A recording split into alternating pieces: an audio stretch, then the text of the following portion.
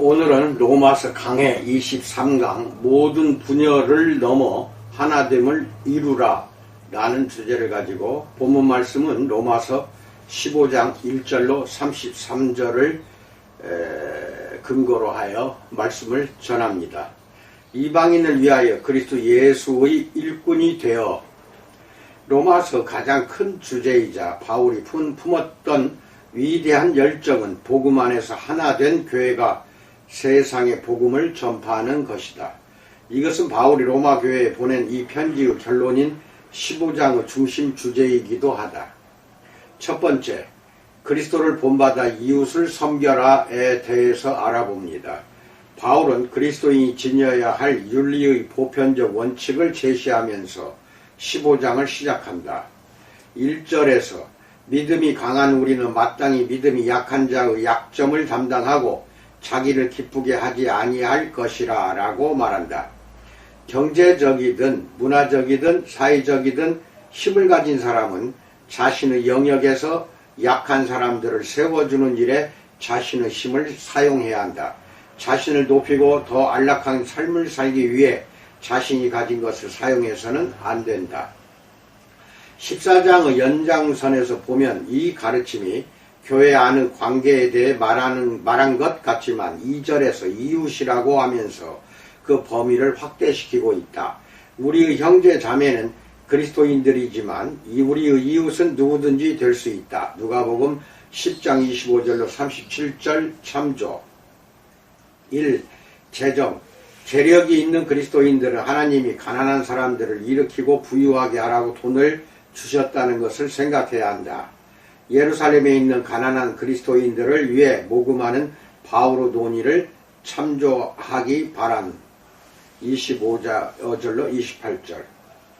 2. 교회의 지도자들. 교회의 지도자들은 교인들의 행복과 편안함을 위해 사역하는 것뿐 아니라 소외된 사람들과 회의론자들까지 염두에 두고 일해야 한다. 3. 관계들.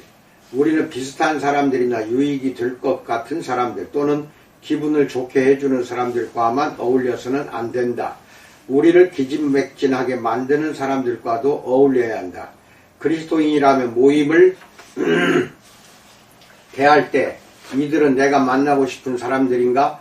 이 사람들과 함께 있으면 즐거울까?가 아니라 오히려 이 사람들을 어떻게 돕고 세워줄 수 있을까?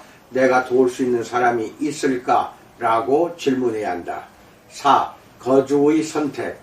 어디에 살면 가장 편안할까가 아니라 하나님과 다른 사람들에게 가장 도움이 되려면 어디에 살아야 할까 하고 질문해야 한다. 그래서 많은 그리스도인들이 복잡하고 낙후된 도시에 머무른다. 공동체 성장 사역은 재력이 있는 그리스도인들이 경제적으로 빈곤한 지역을 선택해 들어가 살면서 그곳을 재건하기 위해 자신의 삶을 바치는 것이다. 이러한 삶은 1절의 원칙에 근거한 것이다. 5. 교회 안의 관계들. 바울은 이러한 원칙을 14장에서 한 가지 특별한 문제에 적용했다. 교회에서 자신과 다른 견해를 가진 그리스도인들을 이기려고 해서는 안 되고 도리어 존중하면서 자신의 입장을 제고할 수 있어야 하는 것이다. 의견 차이가 지속된다면 다른 사람이 민감하게 여기는 영역에 대해서는 맞추도록 애써야 한다.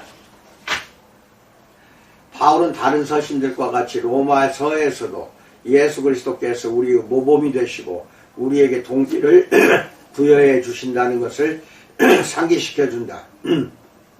세상의 찬양과 예배를 받으시기에 합당한 그리스도께서도 자기를 기쁘게 하지 아니하셨나니. 3절. 예수님은 섬김을 받기 위해서가 아니라 섬기기 위해서 오셨다. 마가복음 10장 45절. 바울은 그리스도의 삶과 사역을 노래한 메시아에 관한 시편, 곧 신약 성경에 여러 번 인용된 시편 69편을 통해 그것을 증명한다. 시편에서 선하고 의로운 사람은 부당한 고난과 핍박을 견뎌낸다. 비방하는 자들의 비방이 내게 미쳤나이다. 3절. 예수님은 자원에서 하나님의 원수들에게 조롱과 고문, 죽임을 당하셨다. 우리도 같은 자세로 이웃들을 세우기 위해 자신을 희생하며 살아야 한다. 두 번째, 성경은 소망이 자라게 한다에 대해서 알아봅니다. 바울은 성경을 인용하면서 곧바로 다음과 같이 진술한다. 무엇이든지 전에 기록된 바는 우리의 교훈을 위하여 기록된 것이니 우리로 하여금 인내로 또는 성경의 위로로 소망을 가지게 함이니라. 4절. 여기에는 다음과 같은 의미가 내포되어 있다. 첫째, 성경은 오늘날의 상황에도 전적으로 적용될 수 있다. 전에 기록된 바는 우리의 교훈을 위하여 기록된 것이니 성경에 보존된 모든 내용은 우리에게 무엇인가를 가르쳐주기 위한 것이다. 바울이 무엇이든지 라고 말한 것은 이른바 성경의 완전 영감설의 입장을 뒷받침하는 것이다. 하나님은 우리를 위해 성경의 전부를 지으셨다. 따라서 모든 성경에는 교훈과 적용할 것이 있다. 둘째, 그리스도는 성경의 중심이다. 바울이 시편 69편을 인용하며 그것을 그리스도에게 적용하는 것을 보면 모든 성경이 그리스도에 관한 것임을 알게 된다. 예수님은 제자들과 엠마오로 가시면서 모든 성경이 당신에 관한 것이라고 말씀하셨다. 누가복음 24장 27절. 셋째, 성경이 제대로 사용된다면 우리 안에 소망이 커지게 될 것이다. 성경은 인내, 즉 성경은 힘든 일과 훈련을 우리에게 요구한다와 격려, 즉 성경은 놀랍고 귀중한 약속들을 우리에게 한다라는 두 가지 방법을 통해 우리의 소망이 자라게 한다. 성경의 명령들과 약속들에 귀 기울인다면 기뻐하며 인내하는 가운데 삶의 소망이 커질 것이다. 세 번째, 하나됨의 영에 대해서 알아봅니다. 너희로 5절. 이제 논의의 초점이 교회 안의 관계로 돌아온다. 바울은 5절로 6절에서 믿음이 강한 사람들과 믿음이 약한 사람들이 로마서 14장과 15장 1절로 3절을 가르친 대로 하나가 되기를 기도하고 있다. 이런 하나됨은 본질적으로 초자연적인 선물이다. 하나됨의 정신은 어떤 방법을 통해 만들어내는 것이 아니라 하나님이 주시는 것이다. 그리고 이것은 그리스도를 함께 따를 때 주어진다. 그리스도 예수를 본받아 서로 뜻이 같게 되었을 때 하나님이 우리에게 주시는 것이다. 5절. 이렇게 진정한 하나됨은 우리가 그것을 직접 구할 때는 이루어지지 않는다. 도리어 예수를 본받아 살고자 할 때 그 결과물로 주어진다. 수동적인 그리스도인들은 이 하나됨을 경험하기 어려울 것이다. 성장과 섬김을 가장 중요하게 생각하고 그리스도를 열심히 본받으려는 사람들만이 깊은 하나됨을 경험할 수 있다. 그리고 이 하나됨은 우리가 함께 드리는 예배를 통해 표현되고 확장된다. 한 마음과 한 입으로 하나님 곧 우리 주 예수 그리스도 아버지께 영광을 돌리게 하려 하노라. 6절. 입이라고 한 것을 보면 공동 예배를 의미하는 것 같다. 우리가 함께 찬양하고 기도하지 않는다면 한 입으로 하나님께 영광 돌릴 방법이 없다. 하려 하노라 라는 말은 우리가 함께 예배 드릴 수 있도록 하기 위해 하나님이 영적인 하나됨을 주신다는 것을 보여준다. 이처럼 함께 예배 드리고자 할 때 우리는 더욱 하나가 될 것이다. 7절에서 그리스도 안에서 우리가 의롭게 된 것에 우리 하나됨의 근거가 있다고 바울은 덧붙여서 말한다. 그러므로 그리스도께서 우리를 받아 하나님께 영광을 돌리신과 같이 너희도 서로 받으라. 7절. 그리스도께 받아들여지기 위해 사는 것이 아니라 이미 받아주신 것을 깨달아 그렇게 살아갈 때 우리도 다른 사람들을 받아줄 수 있다. 왜 그런가? 첫째, 자신의 인격이나 행동을 통해 하나님의 총애를 얻고 유지해야 한다고 믿는 율법주의자들은 계속해서 자신들을 의롭게 하려고 하기 때문이다. 이들의 내면은 하나님의 완전한 기준에 도달할 사람이 없다는 것을 알기에 늘 불안에 짓눌려 있다. 자신의 힘으로 구원을 얻고 싶은 사람들은 하나님의 사랑을 더 얻어내야 한다는 압박감 때문에 양심의 소리에 귀 기울이지 않고 오히려 다른 사람들과 자신을 비교하며 그들의 잘못을 찾아내려고 한다. 이들은 올바른 사람이라는 확신을 얻기 위해 필사적으로 애쓴다. 그 결과 깊은 불안감에 시달리고 다른 사람들을 비난하거나 그들과 다투기 쉽다. 둘째, 율법주의자로 살아간다면 다른 사람들에게 어떻게 하면 자신을 의롭게 할 수 있는지 알려주고 싶은 마음이 생기게 된다. 이들은 자신들의 율법주의를 다른 사람들에게 짐 지우면서 자신들과 같은 길을 가야 구원받을 수 있다고 주장한다. 이처럼 복음을 깨닫지 못한 사람들에게는 서로 견해와 행동이 다르다는 것이 극복할 수 없는 큰 문제로 보인다. 하지만 우리의 불완전과 약점에도 불구하고 하나님이 받아주셨다는 복음을 깨닫는다면 다른 사람들이 불완전하고 약점이 있다 하더라도 받아줄 수 있을 것이다. 사실 우리가 복음을 얼마만큼 이해하고 있는지는 다른 사람들의 부족함에도 불구하고 우리가 얼마만큼 그들을 사랑하는지 보면 알 수가 있다. 우리는 항상 나와 다른 사람들을 보며 이렇게 되물어야 할 것이다. 하나님이 그리스도를 통해 내 죄를 눈감아 주셨다면 나 또한 이 사람에게 그렇게 해야 하지 않겠는가? 내가 하나님보다 더 의롭다는 말인가? 물론 받아준다는 것이 그들의 죄와 맞서지 않는다는 의미는 아니다. 우리는 로마서 12장 9절을 기억할 필요가 있다. 네 번째, 하나님의 종이 되신 그리스도에 대해서 알아봅니다. 다시 한번 바울은 그리스도께서 이런 섬김의 모범이 되신다고 강조한다. 이번에는 예수님의 두 가지 섬김의 사명에 초점을 맞춘다. 첫째, 그분은 하나님께서 그들의 조상들에게 약속하신 것을 이루시기 위해 유대인들의 종이 되셨습니다. 8절 NIV 성경. 그분은 아브라함의 자손들에게 복을 베푸셨고 야곱에게 주어진 약속을 이루셔서 유대인들에게 구원의 길을 열어주셨다. 창세기 12장 1절로 3절, 28장 10절로 17절. 둘째, 이방인들도 그 긍휼하심으로 말미암아 하나님께 영광을 돌리게 하려 친히 종이 되셨다. 9절.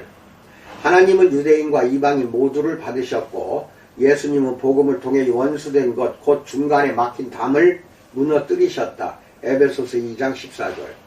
따라서 유대인과 이방인, 믿음이 강한 사람과 믿음이 약한 사람, 그리고 부유한 사람과 가난한 사람 모두 교회 안에서 다른 사람들과 어떻게 관계를 맺고 있는지 복음 안에서 자신을 돌아보아야 한다. 사실 하나님은 유대인과 모든 이방 민족들이 당신의 백성이 되기를 늘 원하셨다. 바울은 이것을 로마서 15장 9절로 12절에서 네 가지 구약성경의 말씀을 인용하면서 밝히고 있다. 그 과정은 점차 고조되어 간다. 첫째, 하나님의 이름이 이방인들 사이에서 당신의 백성에 의해 찬양받는다. 9절. 둘째, 이방인들이 주의 백성과 함께 찬양하도록 초청받는다. 10절. 셋째, 그래서 모든 백성들, 유대인과 이방인이 하나님을 찬양하게 된다. 넷째, 이 모든 일이 이새의 뿌리, 즉 이새의 아들 다윗왕의 후손으로 위대한 통치자이신 예수님에 의해 성취될 것이다. 왜냐하면 열방들은 그의 다스림을 받고 그에게 소망을 둘 것이기 때문이다. 12절. 하나님은 당신의 백성들이 하나님은 찬양받기에 합당하신 분이시다라고 선포해서 열방들이 모두 예수님의 통치를 받게 되기를 늘 원하셨다. 더글러스 무는 이렇게 강조한다. 바울은 구약성경의 모든 부분, 곧 역사서 9절과 11절, 율법서 10절, 그리고 예언서 12절을 인용해서 하나님이 이방인들도 유대인들과 함께 당신을 찬양하게 되는 것을 늘 원하셨다는 것을 보여준다라고 말한다. 하나님은 모든 분열과 불일치를 넘어 복음 안에서 하나됨을 이루기 위해 늘 원하신다.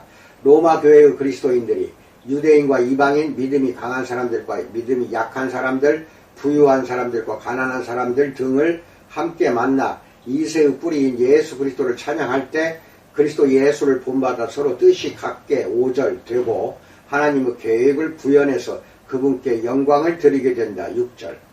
다시 한번 말하지만 하나님만이 이런 하나됨을 이루실 수 있다. 그래서 바울은 성령을 통해 그것을 이루어 주시길 기도한다. 13절.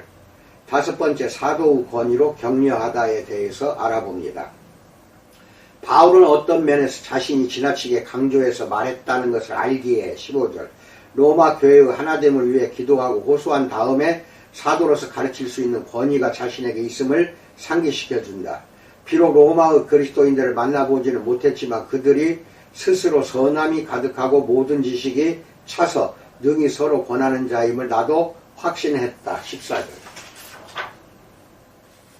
바울은 그들이 함께 자신의 편지 속에 담긴 복음의 깊은 의미들을 더욱 잘 깨닫게 될 것을 확신했다. 바울은 자기 스스로 원해서 된 것이 아니라 하나님께서 내게 주신 은혜로 말미암아 15절 이방인을 위하여 그리스도 예수의 일꾼으로 16절 세워졌기 때문에 로마 교회가 복음 안에서 성장해 가야 한다고 말한다. 그는 사도로 부르심을 받았다. 1장 1절. 바울의 말은 흔한 충고가 아니다. 그 속에는 예수님의 권위가 깃들여 있다. 바울의 편지를 읽으며 격려와 도전을 함께 받는 로마의 그리스도인들과 21세기의 그리스도인들은 하나님이 바울에게 주신 권위를 인정하고 바울이 로마서에서 펼쳐 보이는 복음의 깊은 의미를 한마음이 되어 겸손함과 기쁨으로 깨달아야 할 것이다. 여섯 번째, 복음을 나누고자 하는 바울의 열정에 대해서 알아봅니다. 기독교는 선교를 지향한다. 곧 복음의 메시지를 나누고자 하는 열망이 내재되어 있다. 바울은 교회의 역사에서 가장 위대한 선교사였다. 15장 16절로 23절에 나오는 바울의 복음전도 사역을 보면서 우리는 많은 것을 배우게 된다. 첫 번째, 복음전도에 대한 바울의 동기를 알게 된다. 그에게 복음 전파는 단지 의무가 아니라 열정이었다. 그는 자신의 일을 이방인을 위하여 그리스도 예수의 일꾼이 되어 하나님의 복음 16절을 선포하는 것이라며 내게 자랑하는 것이 17절 있다고 한다. 왜 그런가? 바울에게 있어서 복음 전도는 제사장의 직분이었다. 16절에서 하나님의 복음의 제사장 직분을 하게 하사 이방인을 제물로 드리는 것이 성령 안에서 거룩하게 되어 받으실 만하게 하려 하심이라라고 말한다. 12장 1절에서 살펴보았듯이 구약성경에서 제사장들의 직무는 기본적으로 두 가지 제사 혹은 제물을 하나님께 바치는 것이었다. 곧 하나님께 용서를 구하며 속죄의 의미로 드리는 속죄 제물, 그리고 감사함으로 섬기며 하나님께 영광을 돌리겠다는 의미의 번제 제물과 감사 제물이 그것이다. 제사장의 직무는 개인이나 공동체 전체를 대신해서 이런 제사들을 드리는 것이었다. 그런데 신약 성경은 예수님이 최종적이고 완전한 속죄 제물이 되셨다고 말한다. 따라서 우리도 그리스도의 대속하심에 감사해서 자신을 산제물로 하나님께 바쳐야 한다. 12장 1절. 여기서 바울은 이방인 그리스도인들이야말로 하나님께 바치는 자신의 제물이라고 말한다. 그는 복음 전도를 하나님께 감사하고 찬양하는 하나의 방법이라고 생각한다.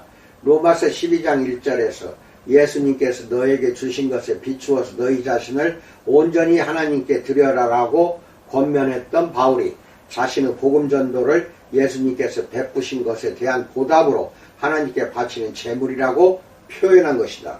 마찬가지로 우리의 복음 전도도 그리스도께 우리 자신을 제물로 바치는 것이다. 복음의 증인이 된다는 것은 그리스도인의 삶에서 중심이 되는 것이지 부차적인 것이 아니다. 두 번째, 바울은 자신이 수고하는 목적이 무엇인지 말해준다. 그에게 중요한 것은 그리스도께서 이방인들을 순종하게 하기 위하여 나를 통하여 역사하신 것 외에는 없다. 18절. 1장 5절에서는 자신이 이방인들을 믿어 순종하게 한다고 했다. 이런 순종은 하나님의 의의 선물인 복음을 받아들인 결과로 생기게 된다. 그런데 바울이 복음을 전하는 목적은 단지 기독교로 개종시키는 것이 아니라 완전히 새로운 삶을 살게 하는 것이다. 그는 그들이 하나님께 순종하는 거룩한 사람들이 되기를 원했다. 다시 말해 우리가 복음을 전하는 목적이 집회에서 하나님께 헌신하겠다고 약속하는 것이나 응답받기 위해 기도하는 차원에 머물러서는 안 되고 그리스도의 제자가 되게 하는 것이어야 한다는 것이다. 마태복음 28장 19절로 20절. 복음 전도의 목적은 삶이 완전히 새로워지는 것이다. 스스로 자기 삶의 주인이 되는 것을 포기하고 기쁘게 하나님의 종이 되기 전까지는 복음을 온전히 받아들인 것이 아니다. 세 번째, 바울은 복음 전도가 그의 삶에서 얼마나 중요한지 보여준다. 18절에서 그리스도께서 이방인들을 순종하게 하기 위하여 나를 통하여 역사하신 것 외에는 내가 감히 말하지 아니하노라 라고 말한다. 이것은 매우 강한 어조의 말이다. 교회사에서 가장 위대한 신학자였던 바울은 많은 것을 이루었다. 하지만 그가 자랑스러워하는 것은 신학자로서 이룬 업적이 아니다. 17절. 자신의 사역을 통해 사람들이 죽음에서 생명으로 옮겨가는 것을 볼 때 그는 자신이 살아있음을 느꼈다. 그렇다면 우리도 모두 이렇게 바울처럼 느껴야 하는 것일까? 위에서 언급한 바울의 동기와 목적은 모든 그리스도인들이 추구할 만한 가치가 있다. 하지만 바울은 우리와 달리 복음 전도에 특별한 은사를 받았고 특별히 이방인들을 사도로 부름받았다. 따라서 자신의 삶에서 복음 전도만큼 중요하고 만족스러운 일은 없다고 말한 것은 그가 특별히 교회 개척을 위한 복음 전도자로서 부름받았다는 사실을 반영한다고 볼 수 있다. 그럼에도 교회는 바울을 보면서 복음 전도의 엄청난 중요성을 인식해야 한다. 물론 개인적으로 도전받는 사람들도 있을 것이다. 비록 바울이 가졌던 소망이나 은사들은 없지만 모든 민족을 제자로 삼아 마태복음 28장 19절 우리 속에 있는 소망에 관한 이유를 묻는 자에게는 대답할 것을 항상 준비하되 베드로전서 3장 15절 자신에게 주어진 기회를 최대한 이용하는 그리스도인들이 되기를 다짐했으면 좋겠다. 골로새서 4장 5절 복음 전도가 바울처럼 우리 삶과 사역의 모든 것은 아닐지라도 중요한 우선순위가 되어야 할 것이다. 다음으로 바울은 복음 전도 수단들에 관해 언급한다. 그는 말과 행위로 사람들을 얻었다고 한다. 18절 글자 그대로 말과 행위로다. 이것은 바울이 말로만 복음을 전한 것이 아니라 자신의 삶과 행동으로 전했다는 의미이다. 이어서 표적과 이적의 능력으로 라고 하면서 자신이 한 몇 가지 행동에 관해 언급한다. 19절 그렇다고 바울이 눈으로 볼 수 있는 행위로 하는 복음 전도만 했다고 오해하면 곤란하다. 앞으로 보겠지만 바울은 가난한 사람들을 돌보라고 교회에 권고했고 데살로니가 전서에서는 자신을 통해 그리스도를 믿게 된 사람들에게 다음과 같이 말했다. 데살로니가 전서 1장 5절, 2장 7절로 8절, 2장 10절에서 우리가 너희 가운데로 너희를 위하여 어떤 사람이 된 것은 너희가 아는 바와 같으니라. 우리는 그리스도의 사도로서 마땅히 권위를 주장할 수 있으나 도리어 너희 가운데서 유순한 자가 되어 유모가 자기 자녀를 기름과 같이 하였으니 우리가 이같이 너희를 사모하여 하나님의 복음뿐 아니라 우리의 목숨까지도 너희에게 주기를 기뻐함은 너희가 우리의 사랑하는 자 됨이라. 우리가 너희 믿는 자들을 향하여 어떻게 거룩하고 옳고 흠없이 행하였는지에 대하여 너희가 증인이요 하나님도 그러하시도다 라고 말한다. 다시 말해 바울은 자신의 삶으로 복음을 전했다. 우리는 사람들에게 입으로만 말하는 것이 아니라 우리의 몸가짐과 관계들을 통해 구체적으로 복음을 보여주어야 한다. 어떤 의미에서는 대담하게 사람들을 초대해 우리의 모습을 들여다보게 하고 복음으로 인해 삶이 어떻게 새로워지는지 알게 해야 한다. 19절에서 바울은 표적과 이적의 능력에 대해 말한다. 지금도 이적을 일어날 수 있지만 바울의 사역 중에 일어난 이적들은 사도인 그에게 한정된 것이었다. 그것은 예수님께서 베푸신 이적들을 우리도 행하기를 기대하거나 요구해서는 안 되는 것과 같다. 사실 이것은 별개의 큰 주제이지만 로마서 15장에서 바울이 집중하는 것은 아니기에 여기서는 18절로 19절에 대한 존 스토트의 설명을 인용하는 것으로 대신하겠다. 이러한 언어와 행위, 곧 말로 소리내는 것과 보이게 행하는 것의 결합은 인간이 종종 귀로 듣는 것보다는 눈으로 보는 것을 통해 더 많은 것을 배운다는 사실을 인식하게 한다. 언어는 행위를 설명하지만 행위는 언어를 생생하게 보여준다. 예수님의 공생에는 이것을 가장 잘 보여주신 것인데 예수님은 승천하신 후에도 사도들을 통해 계속해서 행하시고 가르치신다. 사도행전 1장 1절. 그렇다고 행위가 이적만을 의미한다고 단정지어서는 안 된다. 예수님이 보여주신 가장 큰 도움들 가운데 하나는 아이들을 안아주신 것이었고 초대교회의 경우는 공동생활을 하며 가난한 사람들을 돌봐주는 것이었다. 자신의 사역과 관련해서 바울이 능력과 표징, 이적이라는 세 가지 말을 사용한 다른 곳은 고린도후서 12장 12절밖에 없는데 이것들이 사도의 표시라고 했다. 하나님이 오늘날에도 이적을 행하실 수 있다는 것을 부정하는 것은 아니다. 오히려 이것들의 주된 목적이 오직 하나뿐인 사도들의 사역이 믿을 만한 것임을 인정하는 데 있다는 것을 말하는 것이다. 히브리서 2장 4절 참조라고 말한다. 7번째, 복음 전도를 위한 바울의 전략에 대해서 알아봅니다. 마지막으로 바울은 복음 전도를 위한 자신의 전략을 펼쳐 보인다. 첫째, 그것은 개척이다.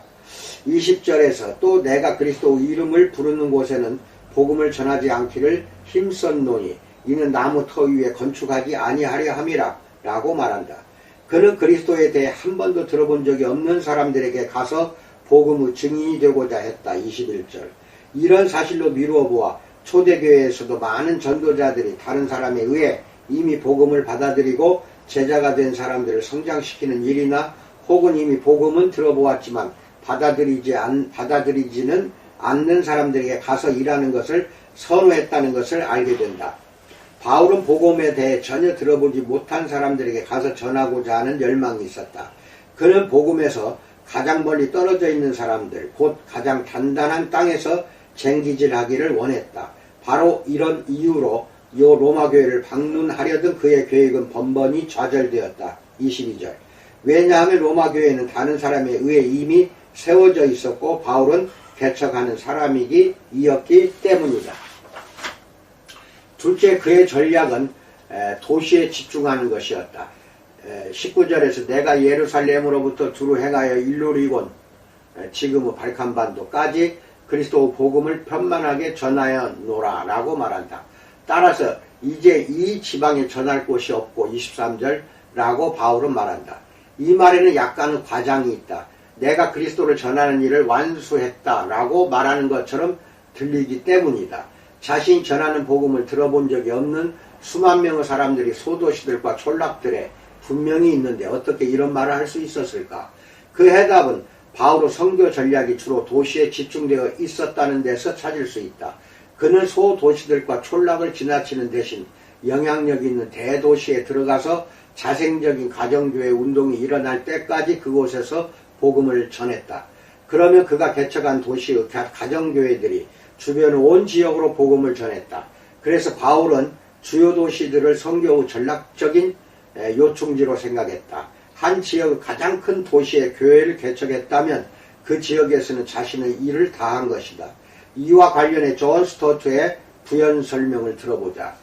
물론 바울은 오늘날 우리가 말하듯이 복음을 온 지역에 완전히 스며들게 하지는 않았다. 그의 전략은 인구가 많고 영향력이 큰 도시에 복음을 전해서 그곳에 교회를 개척하고 주변 지역에 복음을 전하는 일은 그곳의 그리스도인들에게 맡기는 시기였다라고 말한다. 다시 한번 말하지만 우리는 바울처럼 도시교회의 개척자들은 아니다. 하지만 바울의 모습을 보면서 오늘날 교회들은 도시의 복음을 전하는 일의 중요성을 인식하고 적극적인 참여와 재정적 지원 그리고 기도를 통해 자신들의 역할을 제대로 하고 있는지 돌아보아야 할 것이다. 여덟 번째, 가난한 사람들을 돕다에 대해서 알아봅니다. 하지만 먼저 예루살렘 교회의 사회적 필요에 대해 관심을 가졌다. 바울은 다른 교회들이 예루살렘 교회의 가난한 성도들을 위해 마련한 구제금을 전달하기 위해 예루살렘으로 가는 길이었다. 25절로 26절. 위대한 복음 전도자인 바울이 자신의 전도 계획을 수정할 만큼 이 일은 그에게 중요한 것이었다. 예루살렘에 사는 성도들이 왜 가난했는지에 대해서는 설명하지 않는다. 사도행전에 의하면 그 무렵 기근이 발생했다고 하는데 사도행전 11장 27절로 28절. 다른 이유가 있었는지도 모르겠다. 바울은 빈곤의 상황을 설명함으로써 로마의 그리스도인들이 구제금을 마련하도록 동기를 부여하지는 않는다. 그 대신 아가야와 마게도니아의 그리스도인들이 가난한 사람들을 위한 구제금을 기쁜 마음으로 모았다고만 전한다. 26절. 그러고 나서 이렇게 말한다. 저희는 그들에게 빚진 자니. 27절. 이 말은 가난한 사람들을 돕는 것이 할 수 있으면 하는 선택사항이 아니라는 의미다. 그것은 우리 의무이자 갚아야 할 빚이다. 하지만 결정적으로 중요한 것은 그리스도인들이 기쁜 마음으로 이런 나눔의 의무를 다해야 한다는 것이다. 27절. 베푸는 사람에게서 나누려는 마음이 우러나와야 하고 나눔을 통해 자신도 기쁨과 충만함을 누려야 한다. 다시 말해 가난한 사람을 돕는 것은 꼭 해야 할 일이지만 단지 의무감 때문에 해서는 안 되고 우리 속에 돕고 싶은 마음이 차고 넘쳐야 한다는 것이다. 하지만 가난한 사람들을 위해 우리 자신을 쏟아부을 만큼 우리 마음을 기쁘게 하는 것은 무엇인가? 바울은 이방인 그리스도인들이 가난한 유대인 그리스도인들에게 빚을 지고 있다고 말한다. 은혜의 복음이 구약성경과 유대인들을 통해 이방인들에게 왔기 때문이다. 만일 이방인들이 그들의 영적인 것을 나누어 가졌으면 육적인 것으로 그들을 섬기는 것이 마땅하니라. 27절. 우리는 이것을 일종의 민족적 보상으로 착각하지 않도록 주의해야 한다. 모든 이방인들이 모든 유대인들에게 민족적 차원에서 빚지고 있다는 것이 아니다. 오히려 이방인들은 복음을 통해 영적인 복들을 받았기 때문에 가난한 유대인 그리스도인들을 잘 도와주어야 한다는 의미다. 따라서 이방인들이 이들을 돕는데 특별히 관심을 가져야 하는 이유는 민족이 아니라 은혜 때문이다. 바울이 고린도 교회에 예루살렘의 가난한 그리스도인들을 위해 구제금을 마련할 것을 호소하는 고린도후서 8장과 9장에서도 이것은 분명하게 드러난다. 바울은 고린도 교회의 그리스도인들이 그리스도에게 빚을 졌기 때문에 가난한 사람들에게도 빚진 것이라는 사실을 상기시켜준다. 그리스도께서 자신들에게 베푸신 것을 알기 때문에 이들도 베풀 것이다. 더욱이 하나님이 계속해서 베풀 수 있도록 넉넉하게 채워주실 것이다. 고린도후서 8장 9절, 9장 7절로 8절. 로마서 15장에서 바울은 그리스도께서 베푸신 모든 것에 대한 감사의 표시로 그리스도인들이 아끼지 않고 도와주는 것처럼 유대인들에 대한 감사의 표시로 이방인들도 그렇게 해야 한다고 말한다. 바울은 우리의 돈을 하나님의 모든 자비하심으로 12장 1절 사용해야 한다고 말한다. 하나님을 기쁘시게 하는 재물처럼 쓰라는 것이다. 우리 은행 계좌 입출금 내역서에는 하나님의 은혜로 우리의 마음이 참으로 새롭게 되었는지 보여주는 가장 큰 증거이다. 9번째, 기도로 싸움에 동참하라에 대해서 알아봅니다. 바울은 구제금을 예루살렘 교회에 확실히 전달한 다음에 스페인으로 가는 길에 서로 복음 나누기 위해 로마에 들릴 것이라고 말한다. 28절로 29절 그리고 1장 11절로 12절 참조하세요. 그리고 그때까지 자신을 위해 기도해달라고 로마 교회에 요청한다. 자신의 싸움에 기도로 동참해달라는 것이다. 30절. 특별히 대적하는 사람들로부터 안전과 성공적인 구제금 전달 그리고 로마 교회를 방문해 열매를 거두려는 계획을 위해 기도해 주기를 원한다. 31절로 32절. 33절에서 바울은 로마 교회의 그리스도인들을 위해서도 기도로 싸움에 동참하고 있다. 14장에서 15장에서 보았듯이 로마 교회는 서로 화평하고 하나 되는데 어려움을 겪고 있었다. 그래서 바울은 이들을 위해 기도함으로 그 싸움에 동참하고 있다. 평강 하나님께서 너희 모든 사람과 함께 계실지어다. 아멘. 33절. 그리스도인들은 힘든 문제로 싸우고 있는 형제와 자매들을 기도로 도울 수 있다. 그리스도인들은 한 번도 만난 적이 없는 사람들을 위해 기도함으로 그들의 문제에 함께할 수 있다. 우리는 자신들의 삶을 희생하고 있는 사람들을 위해 기도함으로 우리의 시간을 희생할 수 있다. 선교 현장에 있지는 않지만 기도함으로 늘 선교에 참여할 수 있다. 우리는 기도로 그리스도인 동역자들을 도울 수 있다. 위대한 종교개혁의 설교자이자 신학자였던 장 칼뱅은 다음과 같이 말했다. 경건한 사람들은 자신의 형제를 위해 기도해야 한다. 마치 자신이 그 형제가 되어 같은 어려움에 처한 것처럼 말이다. 라고 말합니다. 이상입니다.